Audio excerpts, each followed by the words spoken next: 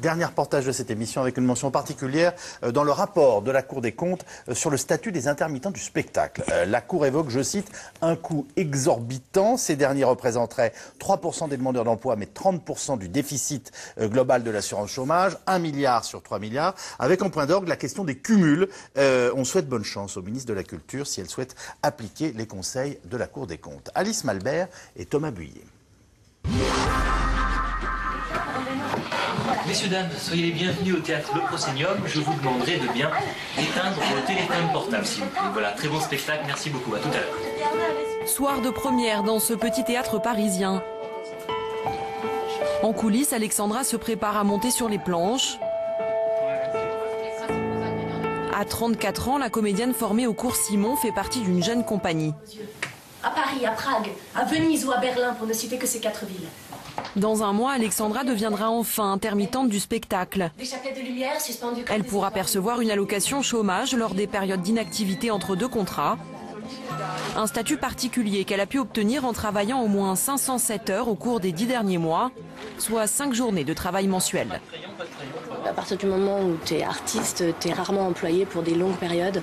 C'est souvent 1 journée, 2 journées, à moins de travailler dans des pièces théâtre à succès, où tu travailles pendant des semaines et des mois, où les répétitions sont payées, chose qui est quand même finalement assez rare pour la masse des comédiens. La majorité d'entre nous travaillons quand même dans des conditions beaucoup plus fragiles que ça. Donc c'est vrai que c'est important d'avoir quelque chose comme le statut d'intermittent qui te permet de faire que ça, et de consacrer qu'à ton métier et d'obtenir une sorte de stabilité financière, même si elle est fragile. Fragile car l'intermittence permettra tout juste à Alexandra d'atteindre le SMIC. Mais s'il est vital pour le monde culturel, le régime est à nouveau sévèrement remis en cause par la Cour des comptes. Car il coûte cher, 1 million d'euros de déficit par an dans les comptes de l'assurance chômage, alors qu'il ne concerne que 3% des demandeurs d'emploi. Un coût exorbitant qui s'expliquerait notamment par de nombreux abus. Les abus tiennent surtout de ce qu'on appelle la permittence, c'est-à-dire des gens qui devraient être CDI, comme tout le monde, et qui en fait bénéficient d'un statut d'intermittent, parce que ça arrange à la fois l'employeur, il y a une certaine souplesse. Par exemple, un directeur de théâtre ne va pas payer les répétitions qui seront considérées comme du chômage. Et c'est évidemment la collectivité qui paye. La collectivité des salariés du privé, car c'est aussi le problème de ce statut. Et puis ça arrange aussi les intermittents qui ont une souplesse dans leur vie, qui peuvent demander par exemple des rémunérations un peu plus élevées du coup, puisque les jours de congé sont en fait pris en charge par l'UNEDIC.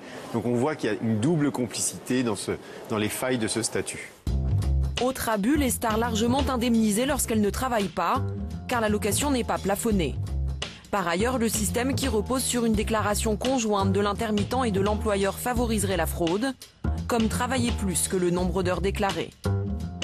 Mais la singularité culturelle française est bien difficile à réformer. Il y a 10 ans, le gouvernement décide de durcir les conditions du régime. Résultat, l'édition 2003 du Festival d'Avignon est annulée. Une grève des festivals dévastatrice. La contestation des intermittents aura coûté sa place au ministre de la Culture.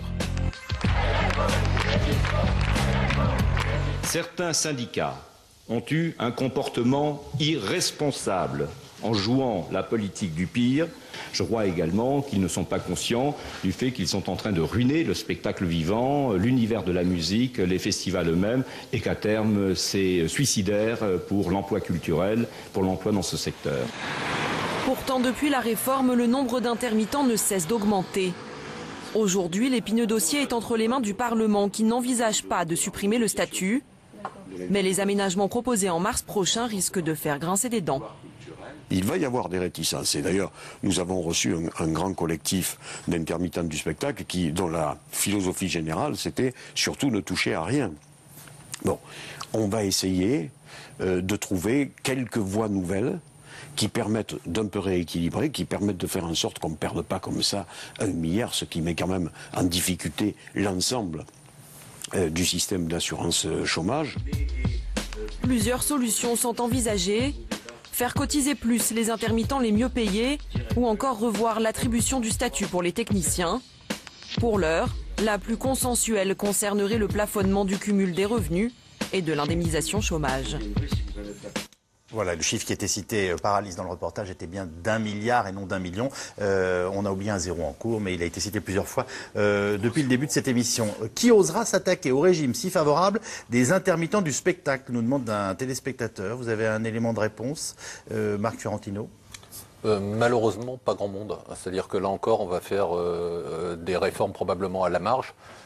Mais pour revenir sur ce sujet-là, je trouve, là où je ne suis pas tout à fait d'accord avec la Cour des comptes, je pense qu'on est dans une situation qui est telle que stigmatiser une partie de la population, même si c'est un problème, 1 milliard de déficit, c'est-à-dire les cadres, les intermittents du spectacle, les entrepreneurs, les patrons. Enfin, on voit qu'on est en train de fonctionner en prenant des cibles. La nouvelle cible sont quand même les retraités. On en parle beaucoup. Nous sommes dans une société qui se fragmente. Je suis assez d'accord avec ça et je trouve qu'aujourd'hui, ce moment-là est terminé. Sauf que ça ne sert à rien de ne jamais dire les choses. Si à un moment, il faut bien qu'on les améliore. Donc, on a un problème global de système. C'est-à-dire qu'à force de chercher des boucs émissaires, là, le nouveau bouc émissaire, ça va être les intermittents du spectacle, les cadres éventuellement, et puis bientôt les retraités. Parce que ce qu'on entend quand même de plus en plus, et ce que vous disiez, la réaction de vos téléspectateurs est tout à fait juste, c'est quelque part, les retraités sont privilégiés, donc on va avoir de plus en plus de taxes sur les retraites. Donc on vous expliquait une réalité, c'est que c'est vrai que les retraités partent avec 1 200 € à peu près de revenus en termes de... Mais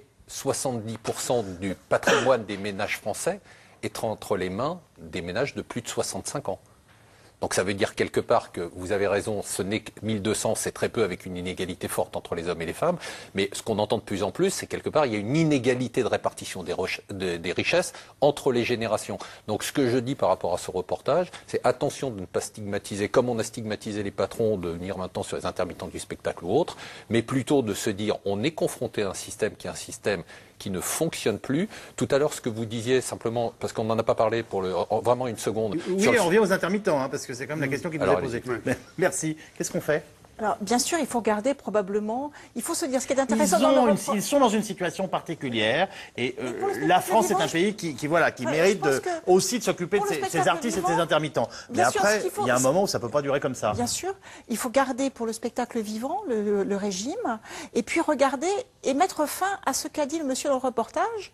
C'est-à-dire que les employeurs doivent prendre leurs responsabilités et les salariés aussi. C'est-à-dire qu'on ne peut pas faire payer à la collectivité quelque chose qui doit être à la charge de l'entreprise. Vous dites au directeur de théâtre, vous êtes bien, puisque c'est l'exemple qui a été cité, même si on ne peut pas en faire une loi, vous êtes bien gentil, on va essayer de faire payer les répétitions par la collectivité. Oui, parce que ce que, en tout cas, on peut se dire ensemble ce soir, c'est que l'État-providence, eh bien, c'est fini.